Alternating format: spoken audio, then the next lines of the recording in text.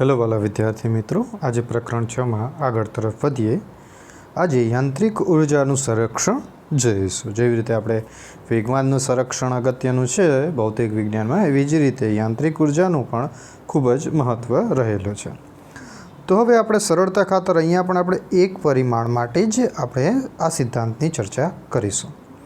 ધારો કે કોઈક પદાર્થ સંરક્ષી બળમાં એફની અસર હેઠળ ડેલ્ટા એક્સ જેટલું સ્થાનાંતર કરે છે, તો એ દરમિયાન કાર્ય ઊર્જા પ્રમેય પ્રમાણે બરાબર વર્ક એન્ડ એનર્જી પ્રમેય અનુસાર ડેલ્ટા કે બરાબર ડેલ્ટા ડબલ્યુ, એટલે આવી રીતે થાય ને। ડેલ્ટા કે આપણે પ્રમેય તમારે યાદ કરવાનો આઈએમપી હતું અને ડબલ્યુ આપણે વાત કરી હતી એવી રીતે, અને ડેલ્ટા ડબલ્યુ બરાબર આપણને ખબર છે ભાઈ એફ ઓફ એક્સ, અહીં એક્સ અક્ષની દિશા હેઠળ લીધું છે એક પરિમાણમાં, એટલે એક્સ, તો અને સ્થાનાંતર ડેલ્ટા એક્સ લીધું છે, એટલા માટે આ સમીકરણ આપણી જોડે તૈયાર થાય છે।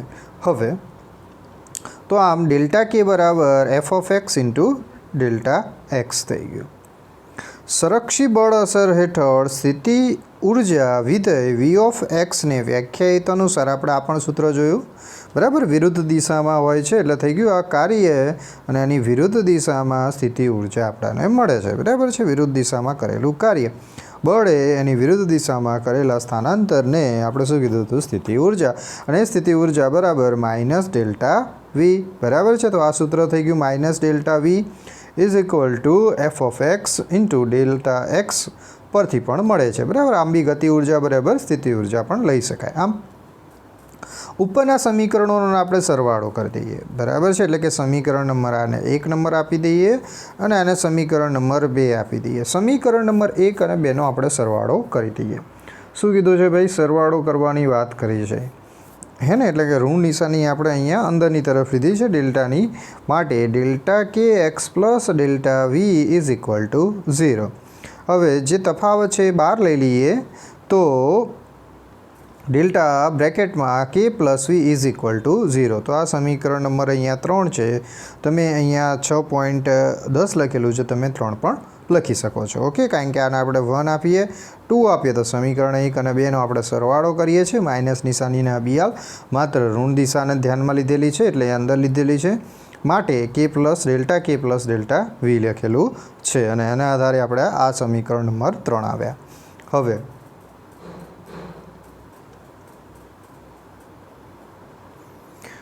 ગતિ ઊર્જા પ્લસ સ્થિતિ ઊર્જા એટલે કે પ્લસ વી અચળ, એટલે આ થયો આપણો યાંત્રિક ઊર્જા સંરક્ષણનો નિયમ। શું થયો ભાઈ યાંત્રિક ઊર્જા સંરક્ષણનો નિયમ? આ તો હું અભિયાલ વાત કરું છું બરાબર। શું થઈ? ગતિ ઊર્જા અને સ્થિતિ ઊર્જાનો સરવાળો આપણને કેવો મળશે ભાઈ? અચળ મળે છે, એટલે આને આપણે ગતિ ઊર્જાનો અને સ્થિતિ ઊર્જાનો સરવાળો અચળ મળતો હોય તો એને આપણે યાંત્રિક ઊર્જાના સંરક્ષણનો નિયમ તરીકે ઓળખીશું। ચલો આગળ જઈએ। હવે શું કહે છે કે એના ગતિપથની વાત કરીએ ભાઈ। એક્સઆઈથી એક્સ ઓફ એફ સુધીના જે ગતિપથ માટે આપણે લઈએ તો દેખો બંને બાજુ અહીંયા આ પ્રારંભિક અવસ્થાની યાંત્રિક ઊર્જાનો નિયમ થાય, એટલે કે ડેલ્ટા જે કે આપણે બ્રેકેટમાં ડેલ્ટા કે પ્લસ વી હતું એની વાત કરી છે, અને ઇઝ ઇક્વલ ટુ અહીંયા પણ એ જ છે ડેલ્ટા કે પ્લસ વી છે બરાબર છે। પણ એક વસ્તુ અહીંયા થઈ ગઈ કે આ થઈ ગઈ મારી ઇનિશિયલ પ્રારંભિક અવસ્થા થઈ ગઈ વીની, આ થઈ ગઈ આપણી જોડે અંતિમ અવસ્થા બરાબર છે કે નહીં? તો આમ આ રાશિ કે પ્લસ ડેલ્ટા વી એક્સને યાંત્રિક ઊર્જા કહે છે। શું કહેવામાં આવે છે ભાઈ? યાંત્રિક ઊર્જા, એટલે કે પ્લસ વી બરાબર ઈ આગળ આવશે, ઈ લખેલું હશે બરાબર। તો કે પ્લસ વી બરાબર ઈ એટલે કે આપણી જોડે ગતિ ઊર્જા પ્લસ સ્થિતિ ઊર્જા બરાબર યાંત્રિક ઊર્જા કહેવામાં આવે છે। સ્વતંત્ર રીતે દરેક બિંદુએ ગતિ ઊર્જા કે અને સ્થિતિ ઊર્જા વી ઓફ એક્સ બદલાતા હોઈ શકે છે, પરંતુ સરવાળો હંમેશા અચળ રહે છે। હંમેશા આ બંનેનો સરવાળો યાંત્રિક ઊર્જા હંમેશા અચળ રહે છે। સંરક્ષણના મુદ્દા પણ આપણે ચલો હવે એના કેટલાક મુદ્દાઓ સમજીએ। જો અદિશ રાશિ વી ઓફ એક્સ, યાદ રાખજો વી ઓફ એક્સ એટલે કે કેવી રાશિ છે ભાઈ? સ્થિતિ ઊર્જા। સ્થિતિ ઊર્જા એ અદિશ રાશિ કહેવામાં આવે છે। તો અહીંયા શું કહે છે કે ભાઈ એફ ઓફ એક્સ એ સંરક્ષી બળ કહેવામાં આવે છે, બરાબર. આપણે જે સંબંધ લીધો હતો એ તો ત્રિપરિમાણમાં સમજવા માટે સદિશના વિકલનનો ઉપયોગ કરવો પડે ને આ પુસ્તકની મર્યાદા, એટલે કે કહેવાનો મતલબ આપણે આગળ ભણશો તમે તો તમને સમજશો એના વિશે. સંરક્ષી બળ વડે થયેલું જે કાર્ય ફક્ત અંતિમ બિંદુ ઉપર જ આધાર રાખે છે, બરાબર. શેના ઉપર આધાર રાખે? ફક્ત અંતિમ બિંદુઓ ઉપર જ આધાર રાખે છે. તો ડબલ્યુ બરાબર અહીંયા દેખો કાર્ય ઉર્જા પ્રમેય છે, ડબલ્યુ બરાબર ડેલ્ટા કે અને ડેલ્ટા કે બરાબર કે એફ માઇનસ કે આઈ અને એના બરાબર શું થાય? V of X I minus V X F, બરાબર. પ્રારંભિક અને અંતિમ બિંદુઓની જ વાત કરી, એટલે કે અહીંયા આ અંતિમ ઉર્જા, પ્રારંભિક સ્થિતિ ઉર્જા અને અંતિમ સ્થિતિ ઉર્જા, આમ જે અંતિમ બિંદુઓ ઉપર જ આધાર રાખે છે. આમ બી તમારે યાદ પણ રાખવાનું કે સંરક્ષી બળ હોય તો એ માત્ર એના માર્ગ ઉપર આધાર રાખતું નથી, પરંતુ તેમના બિંદુઓ, એટલે કે અહીંયા કીધું છે એવી રીતે પ્રારંભિક અને અંતિમ બિંદુઓના સ્થાન ઉપર જ આધાર રાખે છે. તો આ ખૂબ જ સંરક્ષી બળની એક અગત્યતા રહેલી છે. તો આ યાદ રાખજો, બરાબર. શું કરશો તમે? યાદ રાખજો, બરાબર. જ્યારે પણ સંરક્ષી બળની વાત કરી હોય MCQમાં તો અંતિમ બિંદુઓ ઉપર, એટલે કે બિંદુઓ ઉપર જ આધાર રાખે છે, માર્ગ ઉપર આધાર રાખતું નથી. હવે અહીંયા લખ્યું બંધ માર્ગ પર પણ આ બળ વડે થયેલું કાર્ય શૂન્ય છે, બરાબર. તો સમીકરણ ઉપરથી જોઈ જઈએ કે ફરીથી આપણે કે x I minus x I is equal two x F હોય તો પરિણામી 0, કારણ કે જો ડેલ્ટા એક્સ લઈ લો એટલે ડેલ્ટા એક્સ બરાબર શું થાય? X i x f minus x i. હવે બંને સમાન હોય તો જવાબ શું થઈ જાય ભાઈ? 0. જો આ 0 હોય તો પરિણામી કાર્ય પણ કેવું થાય? 0 થાય. તો એ પણ એક સંરક્ષી બળ જ કહેવાય, બરાબર છે. તો આમ જો આપણી જોડે આમ યાંત્રિક ઉર્જા સંરક્ષણનો નિયમ અથવા તો સિદ્ધાંત આ રીતે દર્શાવાય છે, બરાબર. યા તૈયાર કરવાનો છે ભાઈ, IMP પ્રશ્ન છે. આ પ્રશ્ન કેવું છે ભાઈ? IMP પૂછાય. જે તંત્ર ઉપર સંરક્ષી બળો વડે કાર્ય થતું હોય તે તંત્રનું કુલ યાંત્રિક ઉર્જાનું સંરક્ષણ થાય છે, એટલે કે ગતિ ઉર્જા અને સ્થિતિ ઉર્જા અચળ રહે છે, બરાબર. યાદ રાખજો, જે તંત્ર ઉપર સંરક્ષી બળો વડે થયેલું કાર્ય થતું હોય અને તે તંત્રની યાંત્રિક ઉર્જાનું સંરક્ષણ થાય છે. અને આપણે આગળ વાત કરી કે યાંત્રિક ઉર્જાનું સંરક્ષણ એટલે કે એની સ્થિતિ ઉર્જા અને ગતિ ઉર્જાનો જે સરવાળો હંમેશા અચળ રહે છે એને પણ યાંત્રિક ઉર્જાના સંરક્ષણનો નિયમ વડે દર્શાવી શકાય છે. તો આમ ઉપર મુજબ આપણે સુદૃઢ બનાવવા આપણે ફરીથી ગુરુત્વીય બળો અને પછી વિભાગમાં સ્પ્રિંગ બળના ઉદાહરણોની ચર્ચા કરીશું. હવે ધારો કે આપણી જોડે અહીંયા એક આકૃતિ આપેલી છે જેમાં એક્સ અક્ષ આપેલું છે અને અહીંયા દેખો આપણી જોડે વાય અક્ષ, એવી રીતે આપણે સ્વીકારી લઈએ. તો એક્સ એટલે કે ઉપરની દિશામાં લીધેલું છે, અહીંયા કોઈક સમય આપેલો હોવો જોઈએ અથવા તો જોઈ લઈએ. એમ દળના દડાને એચ ઊંચાઈએથી પડતો મૂકવામાં આવે તો સ્થિતિ ઉર્જાનું ગતિ ઉર્જામાં રૂપાંતર થાય છે, બરાબર છે. એટલે આ થઈ ગઈ મારી જોડે એચ ઊંચાઈ, કેપિટલ એચ. આ કેપિટલ એચ ઊંચાઈએ મારી જોડે શું રહેલો છે? અહીંયા એક દડો રહેલો છે. એનું એમ દળ છે એને મુક્ત કરવામાં આવે. મુક્ત કરવામાં આવે એટલે હંમેશા આપણને ખબર હોય કે પ્રારંભિક મુક્ત સ્થિતિમાં એની પ્રારંભિક વેગ હંમેશા 0, એટલે પહેલી અવસ્થા જોઈ લો 0 આપી દીધી. ત્યારબાદ એની એચ ઊંચાઈએ આપણે એની વેગ લઈ લીધો વી ઓફ એચ અને અંતિમ બિંદુ એનો વેગ લઈ લીધો વી ઓફ એફ, બરાબર. તો આપણી જોડે અહીંયા 3 વેગ તમને આકૃતિમાં દર્શાવ્યા છે અને અહીંયા સ્થિતિ ઉર્જાનું ગતિ ઉર્જામાં રૂપાંતરણ આપણે સમજીશું, એટલે કે ગતિ ઉર્જાનું સ્થિતિ ઉર્જામાં રૂપાંતર જોઈએ, બરાબર છે. તો અહીંયા એમ દળના જે એચ ઊંચાઈની ખડક અથવા તો વિકળ ઉપરથી પડવા દેવામાં આવે છે તો એ વખતેની અહીંયા આપણે ચર્ચા કરીએ કે એચ ઊંચાઈએ સ્મોલ એચ ઊંચાઈ અને શૂન્ય જમીન પર પડતા યાંત્રિક ઉર્જા. તો પહેલી એચ ઊંચાઈએ E of H, small H A E H અને શૂન્ય માટે E0Hના મૂલ્યો. તો ધારો કે દરેકની આપણે સ્થિતિ ઉર્જા લઈએ, કુલ યાંત્રિક ઉર્જા E of H A mgh देखो आ h બિંદુએ છે. હવે તમારા દિમાગમાં યાદ રાખવું પડશે કે કઈ વખતે વેગ હતું, કયા વખતે વેગ ન હતું. આપણે 3 વેગની વાત કરી એટલે કે 3 બિંદુઓની વાત કરી છે, બરાબર. 3 વેગની વાત કરી છે એટલે કે 3 બિંદુઓની આપણે અહીંયા વાત કરી છે. તો અહીંયા આપણે બરાબર છે. તો સૌથી પહેલી વાત કરી હતી આપણે એવી રીતે EHની અહીંયા યાંત્રિક ઉર્જા એટલે કુલ ઉર્જાનો અહીંયા આપણી જોડે સરવાળો લીધેલો છે. શું લીધેલો છે? કુલ ઉર્જાનો. જ્યારે એ પદાર્થ એટલે કે ખડકની ભેટી ઉપરથી અહીંયા જ્યારે આપણે દડો હતો, દડાની એ વખતે આપણી જોડે કુલ ઉર્જા કેટલી હતી? કુલ ઊંચાઈ h હતી. પરંતુ મુક્ત અવસ્થામાં એટલે કે પ્રારંભિક અવસ્થામાં એની ઉર્જા કેવી થઈ જાય? 0. હવે યાંત્રિક ઉર્જાનું સૂત્ર શું હતું? તો ભાઈ આપણા સૂત્ર હતું E બરાબર K પ્લસ V. આ સૂત્ર હતું. હવે Kની અંદર તો વેગ આપણે Kની અંદર સૂત્ર મૂકીએ તો 1/2 mv² લઈએ, પરંતુ વેગ જ 0 છે, માટે વેગ 0 એટલે કે ગતિ ઉર્જા પ્રારંભિક અવસ્થામાં 0, એટલે અહીંયા લખી દીધી 0.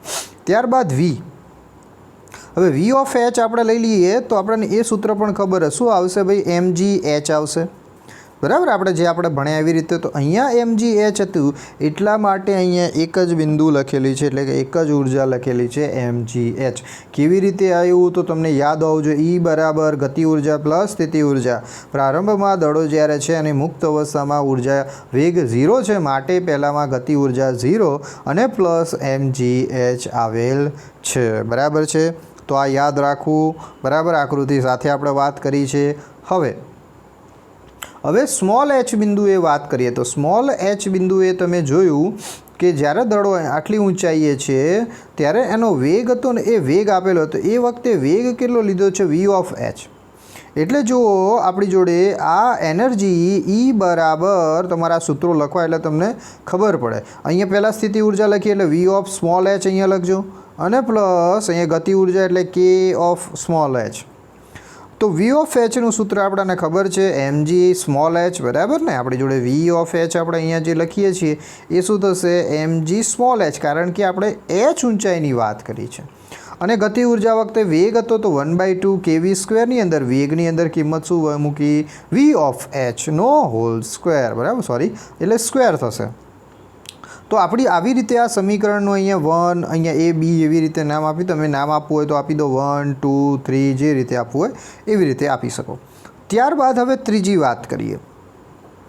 તો ત્રીજી વાત કરીએ કે જમીનની સપાટી ઉપર પદાર્થ આવી ગયો ભાઈ, અને એ વખતે માત્ર એનો વેગ જ હતો V = Vf. જ્યારે એની ઊંચાઈની વાત કરીએ એટલે કે h હતો એ h એનો 0 થઈ જાય છે.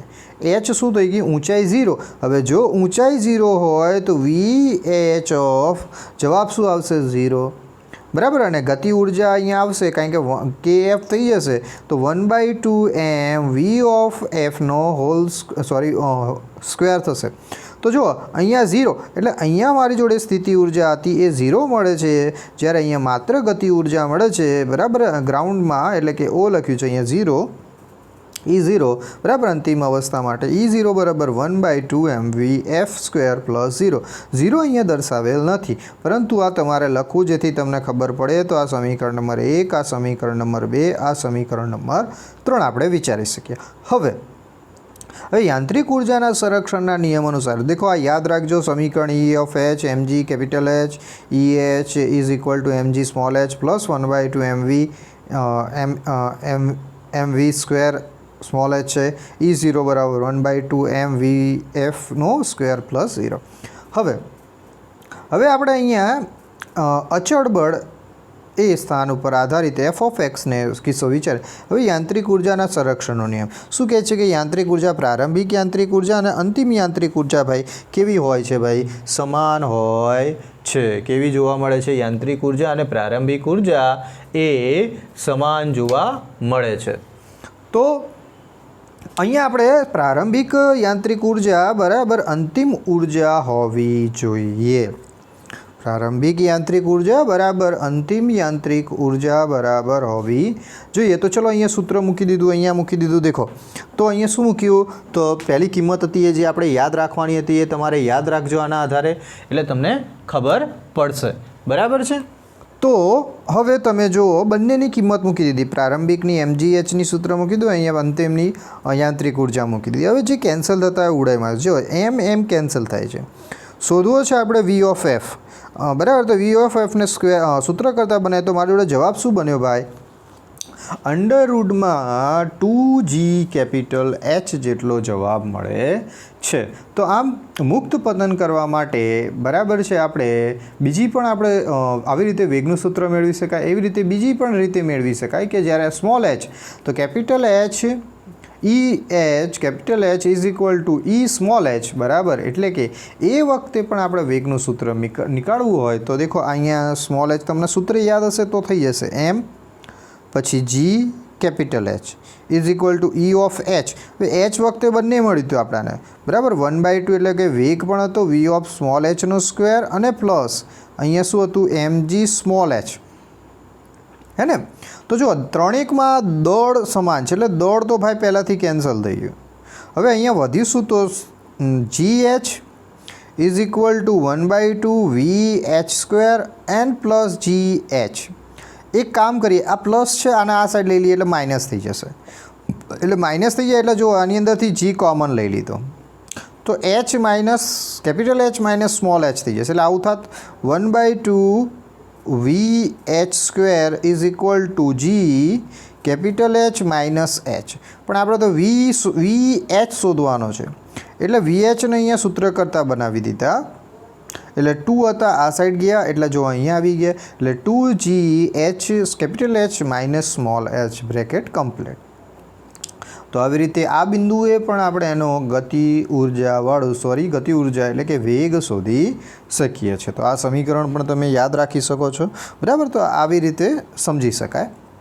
હવે h ઊંચાઈએ ફક્ત સ્થિતિ ઉર્જા હોય છે, સ્મોલ h ઊંચાઈએ ગતિ ઉર્જામાં રૂપાંતરિત થાય છે અને જ્યારે જમીન ઉપર એ સંપૂર્ણપણે ગતિ ઉર્જા રૂપે મળે છે. આમ યાંત્રિક ઉર્જાનું સંરક્ષણ દર્શાવે છે. તો આ ખૂબ જ અગત્યની વસ્તુ આપણે જોઈ છે, બરાબર. યાંત્રિક ઉર્જાની અંદર આપણે જે નિયમ છે, બરાબર, ગતિ ઉર્જા અને સ્થિતિ ઉર્જા હંમેશા અચળ રહે છે. અને બીજી એક વસ્તુ ખાસ કે સ્થિતિ ઉર્જાનું ગતિ ઉર્જામાં રૂપાંતર થાય છે અને ગતિ ઉર્જાનું સ્થિતિ ઉર્જામાં રૂપાંતર થાય છે. આમ હંમેશા એ બંનેનો સરવાળો અચળ રહેવો જોઈએ, જેને યાંત્રિક ઉર્જાના સંરક્ષણનો નિયમ તરીકે ઓળખવામાં આવે છે, બરાબર છે.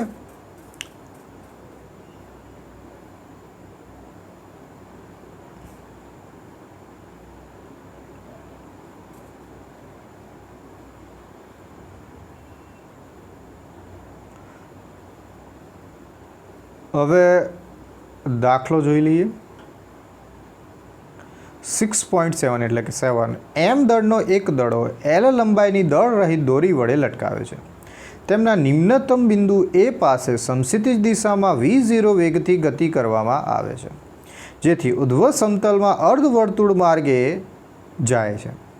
ફક્ત ઊંચાઈએ જ આવેલા બિંદુ C પાસે દોરી ઢીલી પડે છે અને ઉધ્વ સમતલમાં આકૃતિમાં દર્શાવ્યા અનુસાર v0 બીજું, બિંદુએ B થી C પાસેની ઝડપ ત્રીજું, B અને C પાસે ગતિ ઉર્જાનો ગુણોત્તર kb/kc માટેના સમીકરણો મેળવો અને C બિંદુએ પહોંચતા દડા માટેનો માર્ગ કેવો પ્રકારનો હશે ચર્ચા કરીએ. તો જુઓ ભાઈ, આપણી જોડે આવી રીતે વર્તુળ માર્ગમાં એ દોરી હશે. આપણે અહીંયા જેવી રીતે વાત કરી છે એ આપણે અહીંયા સ્વીકારીએ છીએ. હવે આપણે અહીંયા જે આપેલું છે આ નિમ્ન બિંદુએ વાત કરી છે એટલે કે અહીંયા એ બિંદુએ એનું દળ લઈ લીધું આપણે સ્મોલ m આપેલું છે. દડાનું જે પણ આપણે દળ સ્વીકારીએ છીએ અહીંયા જે પણ m દળનો શું લીધેલો છે આપણી જોડે દડો લીધેલો છે, બરાબર. L લંબાઈની દળ રહિત દોરી વડે લટકાવેલો છે, હે ને. એટલે અહીંયાથી આ L લંબાઈની દોરી દળ રહિત દોરી વડે લટકાવેલ છે. એને આપણે અહીંયાથી આમ ગતિ આપીએ છીએ, બરાબર. આ અહીંયા દેખો ગતિની દિશા આપી છે. અહીંયા પ્રારંભિક અવસ્થામાં એનો વેગ v0 છે. ઓકે, એવી રીતે જો અહીંયા જ્યારે નીચે પડે છે ત્યારે એની જોડે mg અને tc તણાવ બળ પણ રહેલું છે. તો અહીંયા તમને હવે બે વસ્તુ આપણે ધ્યાન રાખવાની કે ગતિ પણ કરે એટલે ગતિ ઉર્જા પણ આવે અને જો લંબાઈ આપેલી હોય તો સ્થિતિ ઉર્જા પણ છે. તો આમ આપણે જે યાંત્રિક ઉર્જા સંરક્ષણના નિયમોનો ઉપયોગ કરીને આપણે આ દાખલો ગણવાનો રહેશે. તો ચલો, તો હવે આપણે અહીંયા વાત કરીએ એવી રીતે તો સમીકરણો મેળવવાના છે આપણે. તો ये पहली વાત કરીએ કે દડાના બે પ્રકારના બાહ્ય બળો લાગે. એક તો ગુરુત્વાકર્ષણ બળ અને દોરી હોય એટલે તણાવ બળ. આ યાદ રાખવું. હવે દડાનું સ્થાનાંતર હંમેશા દોરીને લંબરૂપે હોવાથી બીજું બળ તણાવ બળ કાર્ય કરતું નથી. બરાબર. તો દડાની સ્થિતિ ઉર્જા ફક્ત ગુરુત્વાકર્ષણ બળ સાથે જ સંકળાયેલી છે. કુલ યાંત્રિક ઉર્જાના સંરક્ષણનો નિયમનો ઉપયોગ થશે. બરાબર. ન્યૂનતમ બિંદુ એ પાસે તંત્રની સ્થિતિ ઉર્જા શૂન્ય ગણાશે, કારણ કે એ ક્યાં છે ભાઈ? નીચેની અવસ્થા છે, નિમ્ન સ્થાન પર રહેલી છે. તો એની યાંત્રિક ઉર્જા એ બિંદુએ E ઇઝ ઇક્વલ ટુ આપણે શું આવે ભાઈ? K plus V. બરાબર. એ વખતે તમે ત્યાં પણ જોયું હશે કે એ દડાનો આપણી જોડે વેગ પ્રારંભિક અવસ્થામાં V0 છે. L ઊંચાઈ આપી દીધી હતી, L ઊંચાઈ, પણ હવે નીચે નથી, એ નીચે છે દડો. ઉપરથી આપણે ઊંચાઈ ગણવી પડે, કેન્દ્રથી ઊંચાઈ ગણવી પડે તો L હોત, પણ નીચે કોઈ ઊંચાઈ નથી, એટલા માટે L તો નીચે કેવો થઈ જાય ભાઈ? 0. જો L 0 થાય તો એ વખતે એની સ્થિતિ ઉર્જા કેવી થઈ જાય? 0. તો માટે અહીંયા પ્રારંભિક એ બિંદુએ આપણી જોડે યાંત્રિક ઉર્જા E બરાબર 1/2 mv0² પ્લસ 0 મળે છે. હવે તમે 0 ના લખો, આના સમીકરણ નંબર 1 આપી દો. ચલો, તો એ બિંદુ નિમ્નતમ બિંદુએ તમને ખબર પડી ગઈ હશે તમારી સ્થિતિ ઉર્જા. ઓકે. હવે આપણે એની અંદર આપણે તણાવ બળના જે બળના નિયમો છે એનો આપણે ઉપયોગ કરીશું. બરાબર છે. તો સમજો. પહેલી એક વસ્તુ તો થઈ ગઈ કે ભાઈ વર્તુળમય ગતિ કરે છે. વર્તુળમય ગતિ કરવા માટે એને કેન્દ્રગામી બળ જરૂર ઊભી થાય. બરાબર. તો કેન્દ્રગામી બળ તો લાગે જ. હવે અહીંયા દળની આપણે વાત કરીએ માત્ર એ બિંદુએ અહીંયા એનો વેગ હતો ભાઈ V0. ઓકે. હવે આ જે દડો છે એની લંબાઈ બી આપણી જોડે L આપી છે, એટલે કે ત્રિજ્યા તો મારી જોડે R થઈ ગઈ. R બરાબર આપણી જોડે L આવી ગયા. ઓકે, એટલે ખબર પડી ગઈ. હવે દોરી છે એટલે દોરીને હંમેશા નીચે એક બળ લાગતું હોય, એને આપણે નામ આપેલું છે ભાઈ ગુરુત્વાકર્ષણ બળ. બરાબર. પણ દોરી ભલે ગુરુત્વાકર્ષણ બળ લાગે, પણ દોરી છે તો દોરીમાં હંમેશા એક બળ ઉદ્ભવે જેને આપણે તણાવ બળ કહીએ. એટલે જો બે બળ થઈ ગયા, એક mg અને એક બીજું છે તણાવ બળ. એ કઈ દિશામાં છે? તો એનો બોડી ડાયાગ્રામ દોરીએ તો દેખો બંનેની વિરુદ્ધ દિશા. એક mg છે અને એક તણાવ બળ છે. પણ તમને એટલી ખબર પડે કે અહીંયાથી દડો છે, જે દડો છે એ તૂટીને નીચે પડતો નથી, એટલે મોટું કોણ હશે ભાઈ? T મોટું હશે. તો આ બંનેનું જે પરિણામી આવે એટલે કે આપણી જોડે T માઇનસ mg એ જરૂરી બળ છે કે જેના કારણે આપણે કેન્દ્રગામી બળ જેટલું હોવું જોઈએ તો જ એ પદાર્થ દડો વર્તુળમય ગતિ કરે છે. એટલે કે આ જે પરિણામી બળ થયું એ આપણે કેન્દ્રગામી બળ જેટલું થવું જોઈએ. ક્લિયર? તો આ વસ્તુ તમને ખબર પડી ગઈ. આપણે એ બિંદુની વાત કરી રહ્યા છે. ઓકે, હે ને? તો આમ FC બરાબર mv², એટલે દેખો mv0², આરની જગ્યાએ અહીંયા શું લખેલું છે? L લખેલું છે. તો આવી રીતે આ ન્યૂટનના બીજા નિયમ ઉપરથી પણ આ આપણે સમીકરણ મેળવી હોય તેમ કહેવાય. એટલે જો સમીકરણ નંબર તમારે યાદ રાખવાનો, અને તમે કોઈ બી નામ અહીંયા 6.12 લખેલું છે, તમે નામ આપી દો એને 1. બરાબર. આને નામ આપી દો 2. ઓકે. હવે આટલી ક્લિયર વાત થઈ ગઈ. બરાબર. બે સમીકરણો કેવી રીતે આ સમજી ગયા હશો. હવે આગળ જઈએ. હવે શું કહે છે કે જ્યાં T એ બિંદુ પાસેનું તણાવ બળ એ તમને યાદ રાખવાનું. C બિંદુ ઉપર બિંદુએ દોરી ઢીલા પડતા દોરીનું તણાવ બળ શૂન્ય થઈ જાય છે. બરાબર. એને કારણ કે જે દડો છે એ આવી રીતે અહીંયા વર્તુળમય ગતિ કરીને જ્યારે ઉપર આવે, એટલે કે C બિંદુ આવે એટલે હવે આની ઉપર કોઈ પણ દોરી ઉપર બળ લાગતું નથી. તમે પણ જોઈ શકો તો સમજી શકો, તમારા હાથમાં પણ દોરી હોય અને ઉપર નાખો તો કેવી તરત નીચે પડે પદાર્થ. કેવો પડે? તરત નીચે પડે. તો એ વખતે એનું જે તણાવ બળ છે એ તણાવ બળ કેવું થઈ જાય છે? C બિંદુ પાસે 0 થઈ જાય છે. તો ક્લિયર? ચલો, એક વાત તો તમને ખબર પડી, પરંતુ C બિંદુ પાસે એનો વેગ v(c) અને ઊંચાઈની આપણે વાત કરીએ તો અહીંયા ગ્રાઉન્ડથી 2L, એક L અને એક, કારણ કે અહીંયા 2L કેમ આપણે લખી શકીએ? કારણ કે આપણે R1 લેતે થઈએ તો R2 થઈએ, કારણ કે અહીંયા એ બિંદુથી C બિંદુ વચ્ચેનું આપણે અંતર લેવાનું, એટલે કે ઊંચાઈ લેવાની છે. શું લેવાની છે ભાઈ? ઊંચાઈ. એટલા માટે એની ઊંચાઈ કેટલી થઈ ગઈ? આપણી જોડે સૂત્ર આ શું મળ્યું? યાંત્રિક ઉર્જા કયા બિંદુએ? C બિંદુએ. સૂત્ર શું થાય? ગતિ ઉર્જા પ્લસ સ્થિતિ ઉર્જા. ગતિ ઉર્જા 1/2 mv². પણ અહીંયા સી આવશે એટલે કે સી VC સ્ક્વેર વી બરાબર શું સૂત્ર હતું તો ભાઈ આપણે MGH. હવે અહીંયા H બરાબર કેટલા તો L1 ને L2 એટલે 2L થયા. કેટલા થાય તો Hની જગ્યાએ આપણે શું મૂકીશું Mg2L મૂકીશું. શું મૂકીશું ભાઈ 2L. માટે આ સમીકરણ બન્યું 2MgL. ક્લિયર? તો ખબર પડી ગઈ હશે. ઓકે, તો અહીંયા તમે સમીકરણ નંબર અહીંયા 3 લખી દો. Okay, clear? હવે એની જ વાત આપણે કરીએ છીએ. હવે દેખો આ સી બિંદુ પાસે ખબર પડી ગઈ. હવે અહીંયા વાત કરી હતી અહીંયા આ દળની. દેખો તો જ્યારે એ પદાર્થ અહીંયા આવે તણાવ બળ તો 0 થઈ ગયું, એટલે આગળનું જે તણાવ બળ હતું એ 0 લઈ લીધું. માટે શું થયું Mg MVC square upon L એટલે ન્યૂટનનું આ સમીકરણ નંબર તમે 14 લખ્યું છે. બરાબર, એટલે તમારે જેવી રીતે 3 4 આપવું હોય તો 4 આપવું હોય એટલે 4 થઈ જશે. તો દેખો દરેક સમીકરણો તમે યાદ રાખજો. બરાબર છે. પહેલાં એ માટે લીધું, હવે સી બિંદુ માટે લીધી આપણે વાત. હવે આગળ જઈએ. અથવા તો પહેલાં આ દાખલાની અંદર તમે સમીકરણો જોડે જોડે લખતા રહેજો એટલે તમને મજા આવે. હવે VC એ સી પાસેની જડે તો તમને ક્લિયર થઈ ગયું. હવે શું કહે છે સમીકરણ નંબર 13 અને 14 ઉપરથી આપણને આ સમીકરણ મળ્યું 5-2mgl. શું કહે છે સમીકરણ નંબર 13 અને 14. હવે સમીકરણ નંબર 13 અને 14 કયા તો જુઓ સમીકરણ નંબર આ 13 અને આ 14. હવે એને આપણે સરખાવીએ એટલે આપણે એક કામ કરીએ કે આ જે સમીકરણ નંબર 13 હતા એની અંદર mg છે. બરાબર, આ mgની કિંમત આપણે અહીંયા મૂકી દઈએ અને સાદું રૂપ આપીએ. બરાબર છે. તો જુઓ E બરાબર એટલે તમારે લખવાનું હો ભાઈ સમીકરણ 1 અને 2 ઉપરથી એની અંદર કિંમત મૂકવાની. એ હું મૂકું 1/2 m v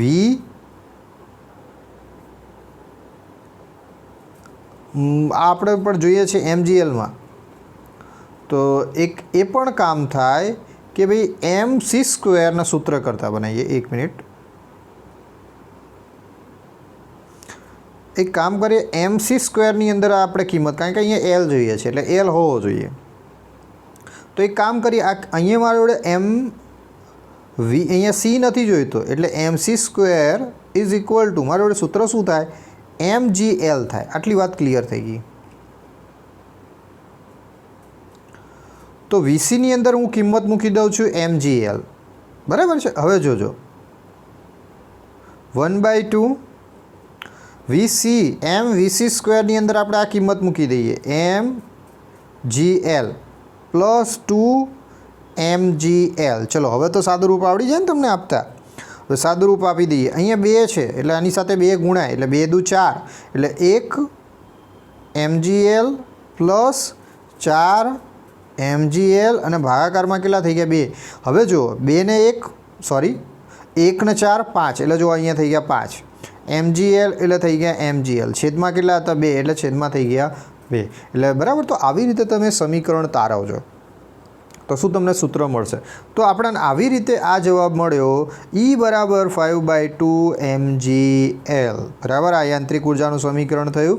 હવે એ જ સૂત્રનો આપણે ઉપયોગ કરીએ એ ઉર્જાનો એ બિંદુ પાસે ઉર્જા સાથે સરખાવતા. એટલે એ બિંદુની ઉર્જાને સરખાવી દઈએ તો આ આપણને આવી એવી રીતે 5/2 mgL અને આ ઉર્જા હતી 1/2 mv0 સ્ક્વેર. આ પ્રારંભિકની ઉર્જા લીધેલી છે એ લીધેલું છે હે ને. એટલે તમારે સમીકરણ નંબર આને જે આપ્યું હોય 5 તો સમીકરણ નંબર 1 અને સમીકરણ નંબર 5ને સરખાવતા તો પરથી તો 5ની કિંમત અહીંયા લખી, 1ની કિંમત અહીંયા લખી. હવે જે કેન્સલ થતા એ ઉડાઈ મારે. દેખો તો mm કેન્સલ, 2 કેન્સલ, તો વધીશું 5gL અને અહીંયા વધતા હતા v સ્ક્વેર 0. બરાબર, તો v સ્ક્વેર હતું તો v સ્ક્વેરનું સૂત્ર કરતાં બનાવ્યું તો અંડરરૂટ આના આવી ગયા એટલે અંડરરૂટ 5gL બને છે. બરાબર છે. તો આ થઈ ગયું સમીકરણ આપણી જોડે 5gL. આ સમીકરણ છે નંબર 6. બરાબર, તમે દરેકને નંબર યાદ રાખજો અથવા તો દાખલો જોડે ગણજો. હવે સમીકરણ નંબર આપણે 14ની અંદર આપણે v0ની કિંમત મૂકી દીધી. બરાબર, હવે શું કહે છે કે 14 ઉપરથી VC is equal two under root GL. 14 નંબરનું સૂત્ર જોવું પડશે આપણા જોડે. આ થઈ ગયું 14 નંબરનું સૂત્ર. હવે આની અંદર આપણે શું મૂકી ભાઈ તો કિંમત શું આપણે શોધ્યું તો VC તો થઈ ગયું. જો આને સૂત્ર કરતાં બનાવવું હોય તો VCમાં m cancel VC square is equal two GL શું થાય GL સ્ક્વેર અંદર આપી દો તો VC is equal two √GL એટલે આ સમીકરણનો આપણે ત્યાં લખેલું એટલે વીસી બરાબર √GL બરાબર છે. તો આ આપણી જોડે આવી ગયું હતું VC is equal two √GL, V0 is equal two √5GL. હવે બી બિંદુ પાસેની સ્થિતિ ઉર્જાનું સમીકરણ લખીએ E1/2m. હવે બી ક્યાં છે તો ભાઈ હાફમાં છે અહીંયા આ બી બિંદુએ. એટલે જો એલ તો ઊંચાઈએ છે જ, એલ ઊંચાઈ થઈ ગઈ અને એ જગ્યાનો વેગ હશે એ પણ આપણે VB લખી દઈએ છીએ એટલે VB એટલે એની ગતિ ઉર્જા કેટલી થઈ ગઈ 1/2m VB² અને સ્થિતિ ઉર્જા H અહીંયા જ આવે એટલે કે એલ ઊંચાઈ એની સ્થિતિ ઉર્જા mgL કેપિટલ L. ઓકે હવે ક્લિયર. તો આ તમને ખબર પડી ગઈ. હવે આપણે લઈએ એ બિંદુ પાસે સ્થિતિ ઉર્જાને સરખાવતા પરિણામ. તો આપણે V0 બરાબર 5GLનો ઉપયોગ કરતા હવે આને અહીંયા મૂકી દીધું અને એની જે આપણે સ્થિતિ ઉર્જા હતી એ બિંદુ સાથે સરખાવતા. એટલે કે દેખો યાંત્રિક ઉર્જા દરેક બિંદુ પાસે સરખાવી શકાય આ યાદ રાખજો કારણ કે યાંત્રિક ઉર્જા હંમેશા અચળ રહે છે. એટલે અહીંયા સમીકરણ આનો તમે નંબર આપી દીધો હોય તો 6 તો સમીકરણ નંબર 1 અને 6 ઉપરથી કારણ કે બંને યાંત્રિક ઉર્જા સંરક્ષણનો નિયમનો જ ઉપયોગ કરીએ એટલે E બરાબર E સમાન જ થવી જોઈએ. માટે અહીંયા યાંત્રિક ઉર્જાઓ આપણે એકબીજા સાથે સરખાવેલી છે. આ દિમાગમાં યાદ રાખો. તો અહીંયા E બરાબર 1/2m VB² પ્લસ mgL. અહીંયા જે પ્રારંભિક સ્થિતિ ઉર્જા હતી એ લખી દીધી, ગતિ ઉર્જા હતી એ લખી દીધી, યાંત્રિક ઉર્જા એ કહેવાય એ લખી દીધી 1/2 V0². હવે V0² જે આપણે શોધ્યા બરાબર 5GL એ 5GLની અહીંયા કિંમત મૂકી બરાબર. તો આ યાદ રાખજો અહીંયા 5 આવી ગયા અને અહીંયા આવી ગયા GL આવી ગયા. ક્લિયર. તો આ સમીકરણ કેવી રીતે આવ્યું ક્લિયર થઈ ગયું. હવે એ જ સમીકરણ ઉપરથી આપણે અહીંયા સાદુરૂપ આપી દઈએ અને VB શોધી દઈએ બરાબર છે. અહીંયા સાદુરૂપ આપી દઈએ તો જો અહીંયા 1/2m VB² plus mgL. Clear. હવે દેખો દરેકમાં m હતા એટલે m તો ઉડી ગયા દરેકમાંથી.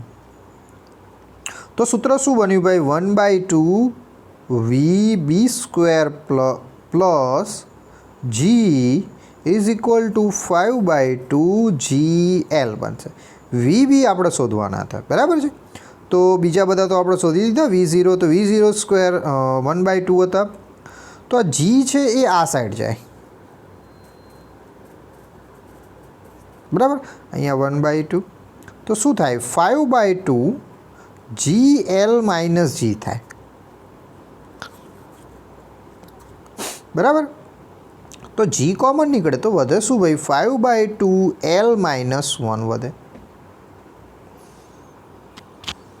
હવે હજુ આપણે આનું સાદુરૂપ આપવું જ પડશે બરાબર. તો G તો આ બહાર જ રહેશે પણ અહીંયા 2 હતા એનો ગુણાકાર થાય એટલે 5/2 એટલે આમ આવે 5L માઇનસ 2/2 અને ઇઝ ઇક્વલ ટુ અહીંયા તો આ જ હતા એટલે જો 2 તો કેન્સલ થઈ જાય એટલે શું થાય તો VB² બરાબર G 5L/2 આવો જવાબ મળે. હવે આ વર્ગમૂળ હતો એને આપી દો તો શું થઈ જાય VB બરાબર G √G 5L માઇનસ 2 હે ને. તો આવી રીતે સૂત્ર બનશે. આ મળશે VB બનશે બરાબર. આપણે શું કર્યું એ તમને ખબર હોવું જોઈએ. સમીકરણ મેં સ્ટેપ બાય સ્ટેપ લખ્યા છે.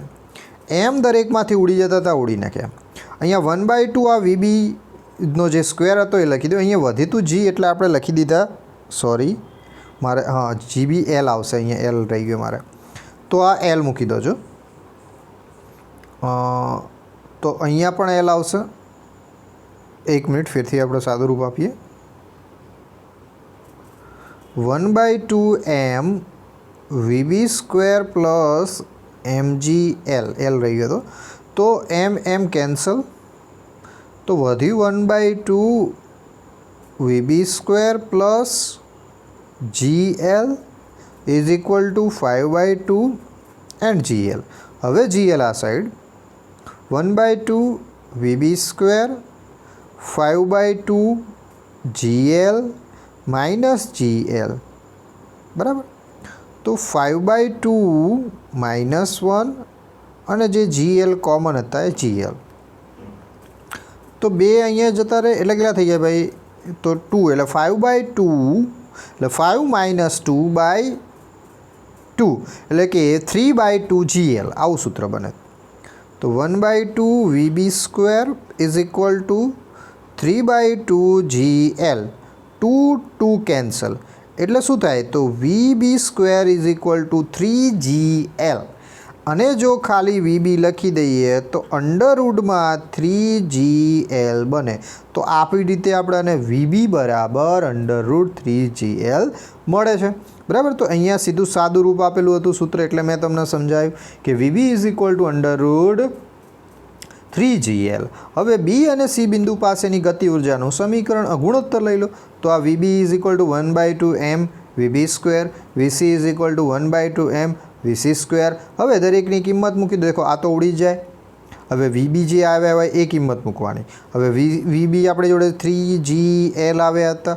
VC કેટલા હતા? તો GL કેન્સલ એટલે વધીશું તો 3/1 વધે છે. ઓકે. તો આ બીજી વાત. આમ સી બિંદુએ દોરી ઢીલી પડે છે અને દડાનો વેગ ડાબી તરફ સમશીજ દિશામાં છે. જો આ દોરીને આ જ ક્ષણે કાપી દેવામાં આવે તો દડો ઊંચાઈવાળા ખડક ઉપરથી સમશીજ દિશામાં લાત મારતા એ પ્રક્ષિપ્ત ગતિની જેમ ગતિ કરશે, નહીંતર તો દડો વર્તુળ માર્ગ પર જ ગતિ કરત. તેની પ્રક્ષિપ્ત પ્રદિક્ષિણા ચાલુ રહે. બરાબર છે. એટલે પ્રક્ષિપ્ત ગતિ કરશે. ઓકે. તો આજે આપણે આટલું રાખીશું, બીજું કાલે.